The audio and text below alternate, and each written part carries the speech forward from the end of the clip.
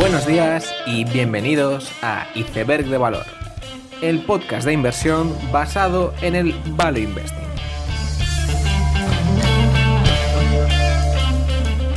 Bienvenidos los seguidores de Elon Musk, bienvenidos a Iceberg de Valor. En esta primera semana de febrero, una vez más, los datos macroeconómicos estadounidenses han pasado por encima de las estimaciones. En concreto, estas eran de 158.000 empleos creados en enero y la realidad ha sido una creación total de 225.000 empleos. Los sectores donde más empleo se ha creado ha sido construcción y también restauración y salud. El sector más penalizado ha sido el industrial, que al tener al sector auto dentro ha perdido unos 12.000 empleos. En los sueldos también ha habido una subida de cerca de un 3% de media, lo que supone un aumento moderado. Por lo tanto, un mes más de datos sorprendentemente buenos, en la que parece que es una de las expansiones económicas más largas de la historia.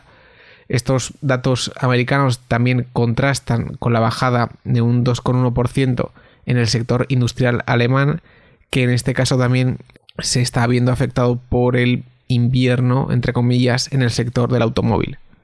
Esta semana también mencionar que la acción de Tesla ha continuado con su culebrón semanal ya, y es que el precio de la acción de la compañía de Elon Musk tomaba un rumbo parabólico ante aparentemente ninguna noticia nueva, lo que llevaba a sospechar que se trataba de un short squeeze. El precio por acción de Tesla llegó a cotizar a unos $970 por momentos, aunque su precio actual es más reducido. Hay gran debate sobre si ha sido un short squeeze real o simplemente un cambio de valoración. Al tener el caso del short squeeze de Volkswagen en mente y tener una gran cantidad de cortos, todo lleva a pensar que estos cortos se han visto obligados a comprar sus acciones, aunque es verdad que hay algunos que piensan que es un cambio de valoración de compañía de coches a empresa tecnológica, y es difícil saber si esto se sostendrá. Los cambios de narrativa se producen y a veces estos cambios de valoración se sostienen en el tiempo. Por ejemplo, ¿quién diría que Shopify el mercado la valoraría por GMV y esa valoración se sostendría en el tiempo? Pues probablemente hace unos 3-4 años muy poca gente. Veremos si eso es lo que ocurre con Tesla, y principalmente lo que no quieres estar es en el otro lado cuando el re-rating se produzca de vuelta y la acción potencialmente se pueda hundir. En otro orden de cosas, se publicaba esta semana también el S1 de Warner Music, una de las discográficas más importantes en el mundo de la música. Se trata de una empresa de mucho interés, ya que toca otras muchas compañías como Spotify, SiriusXM y similares. En cierto modo se puede pensar que la existencia de Sony, Warner y Universal es anacrónica debido al auge de la música digital. Aún así, y siendo verdad que la parte de distribución ha quedado obsoleta en cierta medida, las discográficas siguen teniendo un rol en este sector que, después de bajar muchos años problemáticos debido a la bajada de ventas de CDs físicos, está viviendo una segunda juventud con el auge del streaming. De forma resumida, el rol histórico de las discográficas ha sido el de descubrir artistas, proveerles de capital, asesoramiento, distribución y promoción. En un mundo donde la música se vendía en CDs, su rol era muy importante, pero ya una vez que esta distribución se hace de forma digital, esa función ha dejado de ser una parte importante en estas compañías. Aún así, pensar que las discográficas están muertas sería ir demasiado rápido, y parece que no es lo que está ocurriendo, sino que es una estrategia de colaboración con las plataformas de streaming. Y un ejemplo de que las discográficas tienen sentido incluso hoy en día es que artistas archifamosos como Billie Eilish han pasado de no ser parte de una discográfica a sí serlo. Así que si a un artista que es parte del top 0,1% del mundo las discográficas les siguen aportando algo, es difícil pensar que estén obsoletos. Las discográficas hacen que tus canciones suenen en anuncios, televisión, o te ponen en un cartel en medio de Madrid, como ocurrió con C. Tangana. Eso es algo que las discográficas indies no pueden hacer y la razón por la que los artistas, incluso de gran nombre, deciden aliarse con estas compañías. Aún así, y viendo el S1 de Warner, es lógico que estas compañías tengan unos márgenes bajos. La música realmente la hacen los artistas y es lógico que se lleven gran parte de las economics de ese negocio.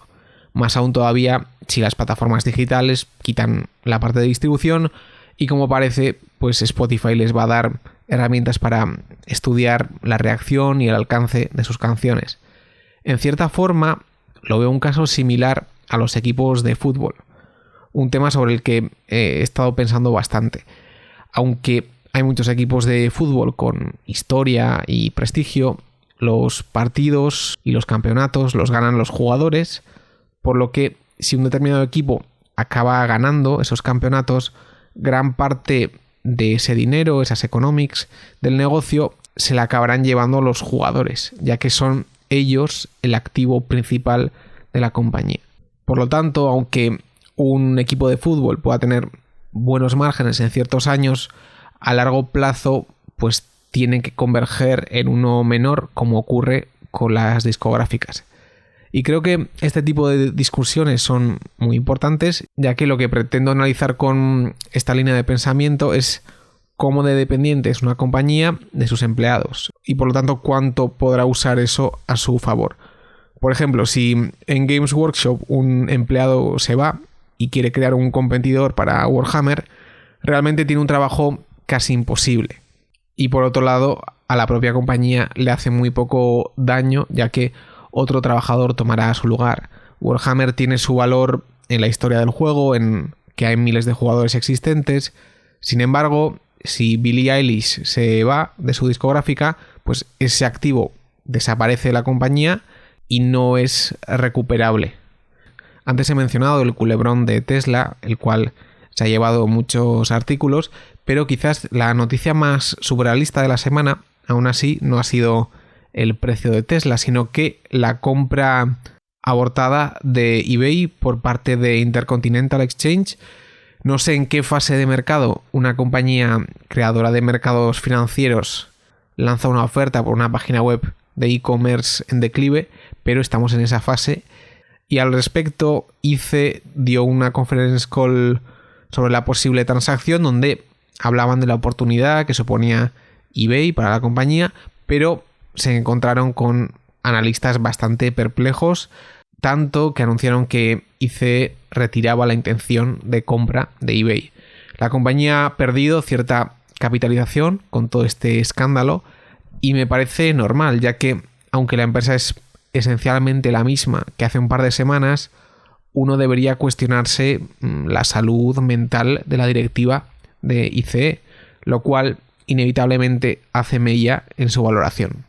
Esta semana también publicaba una presentación corporativa Pershing Square de Bill Ackman, algo que siempre es interesante de ver.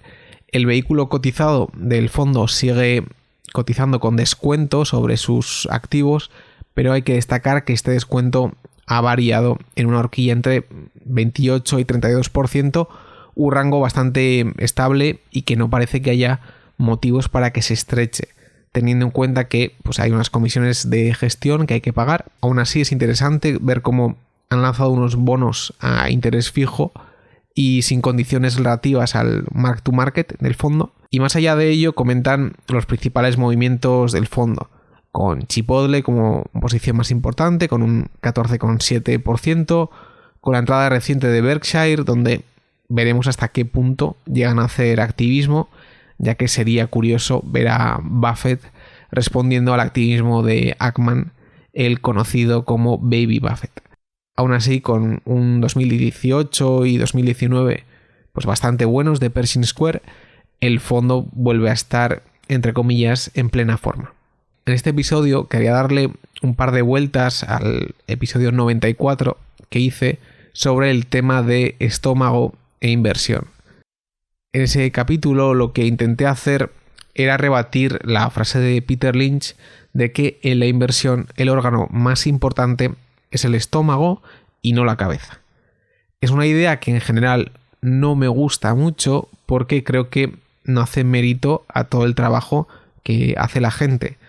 No me parece bien que después de leerte tropecientos annual reports, escucharte conference calls y haberte hecho un trabajo importante, decir que esto es cuestión de estómago. Pues creo que no. Y el éxito en la inversión depende de acertar, y acertar dependerá de tu trabajo, inteligencia, imaginación y la capacidad que tengas de llevar eso adelante. Entonces, ¿de dónde viene que el estómago es el órgano más importante? Pues viene de la visión que uno puede tener sobre el mercado. Si tú piensas que el mercado está loco y que todo lo que baja es irracional, pues es lógico que pienses que tu ventaja frente al mercado es la de ser fuerte y tener un gran estómago.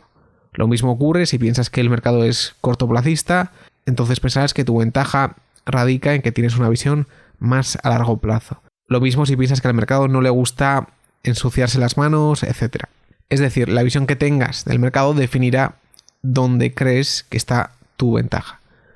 Como mi visión no es la de que el mercado está loco y que sobrereacciona los problemas, es normal que yo no compre la visión del estómago.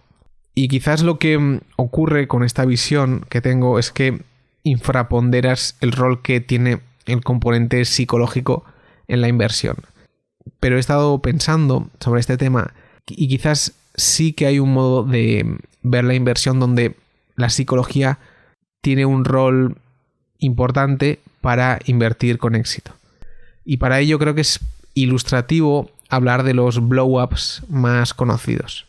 Uno de los blow-ups que más se han comentado últimamente ha sido el de Neil Woodford. Woodford había conseguido su éxito anterior en compañías de la vieja economía, tradicionales y bastante defensivas. Sin embargo, en su último fondo, Woodford invertía en todo tipo de compañías pre-revenue, casi de capital riesgo, muy líquidas, y además de eso, en las compañías que tenían pesos mayores en su portfolio, tampoco se veía ningún estilo imperante. Parece que después de un gran track record histórico, pues Neil Woodford pensaba que era un gurú y pensó que podía ganar dinero de todas las formas posibles y que la gran liquidez no importaba. En este caso, por ejemplo, es difícil pensar que el blow-up se diera por falta de conocimiento. Neil Woodford conocía perfectamente el riesgo al que se sometía, solo que pensó que a él nunca le iba a pasar nada. Uno de los casos históricos más conocidos de blow-ups fue el de LTCM, donde varios premios Nobel y gente preparada lanzaba un fondo donde incluso tenían su propio dinero invertido.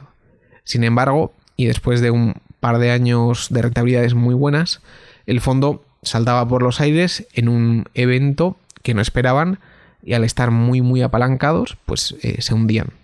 También ha tenido problemas sonados el ESL de Eddie Lampert, que tuvo 30 años muy exitosos como hedge fund, donde tomaban grandes posiciones en empresas y hacían activismo, y particularmente el sector retail era uno de sus grandes predilecciones, donde éxitos como el de AutoZone, Kmart, AutoNation, pues básicamente forjaron la leyenda de Eddie Lampert.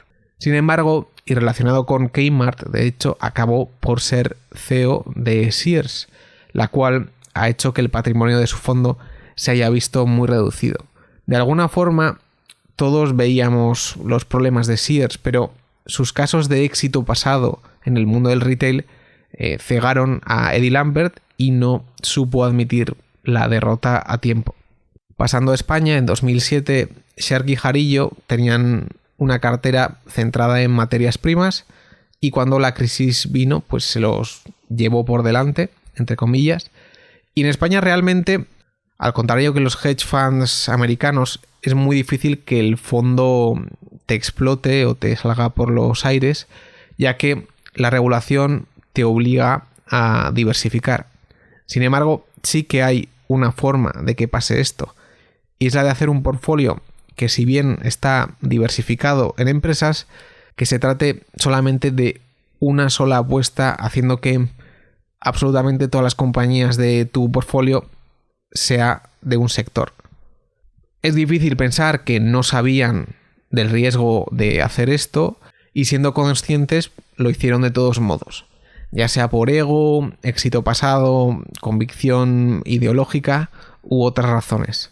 Por lo tanto, al contrario de lo que se suele decir, el factor psicológico, en mi opinión, no es tan importante en la inversión por la capacidad de aguantar, sino por la capacidad de mantener los pies en la tierra y ser flexible. Al final, todos los blow-ups que he mencionado suelen ser porque los gestores se creen invencibles y porque creen que el posible riesgo que conocen perfectamente, pues piensan que a ellos no les puede pasar, porque son muy buenos o lo que sea. Por lo tanto, y como creo que se ve en estos casos, el mismo estilo de inversión que te lleva a la gloria hará que saltes por los aires si no eres capaz de pivotar en el momento adecuado. Eddie Lampert se hizo millonario en el sector de retail con AutoZone, Kmart, AutoNation, forjando su leyenda. Sin embargo, fue ese mismo éxito el que le cegó en el caso de Sears. Entonces, lo que quiero decir es que en el mundo de la inversión hay que ser duro o fuerte psicológicamente muchas veces, pero quizás no por aguantar mucho, sino ser fuerte para admitir tus errores y saber cambiar de estilo o saber cambiar una creencia que has tenido durante mucho tiempo. Porque creo que de la misma forma que hay que saber perder y aguantar pérdidas, hay que saber ganar y poder tener los pies en la tierra cuando las rentabilidades son muy buenas, sabiendo que ese mismo éxito puede ser la espada que cause tu muerte. Por lo tanto, el factor psicológico importa, pero quizás de una forma un poco diferente a la que planteaba Peter Lynch. Con esta idea termino el episodio. En la siguiente semana preferiría no publicar nada, ya que me gustaría tomar un descanso, que creo que me puede venir muy bien. Y por lo tanto, nos vemos en el siguiente episodio y seguir aprendiendo.